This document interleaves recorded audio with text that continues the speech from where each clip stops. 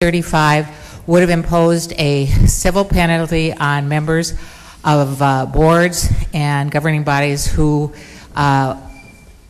illegally used the violated the open meeting law.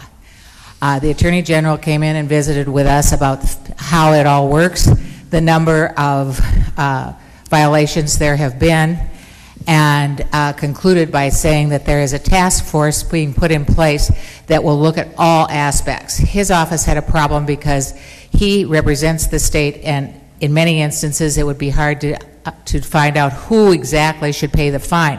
Individual members of the board would have had to pay the fine, and there was a concern that with state agencies it could end up being the state.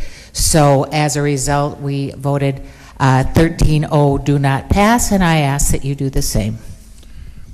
Is there any discussion? Representative Baining. Thank you, Mr. Chairman, Mr. Speaker, members of the committee. The reason I put this bill forward was because of basically higher education. We've had, I think, I can't remember, was there about 12 or 13 open meetings violations in the last recent years. They have a attorney or somebody comes in and gives them a class on the ethics of open meeting laws and so forth. So what do they do the next day? They take and violate them once again. And then the person from higher ed comes in and testifies and basically says, well, we told everybody to evacuate the room, but then he said there was nobody in the public that was there. So I mean, you know, this is the reason I put this in, and I would like to see a few green votes in this. Thank you. Is there any further discussion? Representative Kay Koppelman. Thank you, Mr. Speaker and members of the House. We commend Representative Baining for introducing the bill, and I think his motives are pure. But just a little background on the open records, open meetings laws in North Dakota. I've been told by members of the media that we probably have the best laws in the country, both because of their breadth and the fact that they govern very thoroughly all public gatherings and public records, with few exemptions and few exceptions. They've always been applied, however, without penalty. And that is a tradition, a long tradition we've had in North Dakota. The basic penalty for violating the open meetings law or the open records law is embarrassment, because it goes in the newspaper, it goes in the local TV stations, etc., that you just violated the open meetings law. Now, based on what the bill sponsor just said, maybe for some, that isn't a sufficient penalty.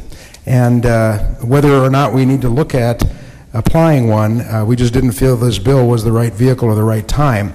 The Attorney General has assured, as the bill carrier indicated, has assured our committee and has also assured me privately that his task force, which he has set up for sort of looking at this issue going forward, will take that question up and deliberate whether or not they're going to recommend to us that there be a penalty. So I think the word that should go out to public bodies around the state is that we are watching, and that if this is violated without consequence, there probably will be a consequence someday.